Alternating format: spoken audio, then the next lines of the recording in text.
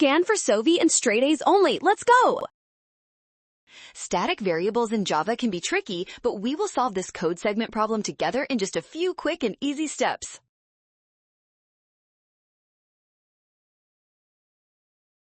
First, we create container 1 with 10 items, which sets the static variable max initial order to 10. This value is shared across all instances of the class because it is marked static.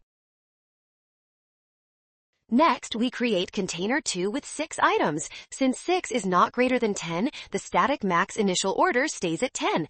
Then we add 4 items to C2, making its total 10. Finally, we call calc shipping cost on C2. Since its 10 items match the static max initial order of 10, the method returns 0.0 exactly. Well done! Scan the code. You can learn better with Sovi. Avoid a rush by checking signs. Always trust the given static variable rules.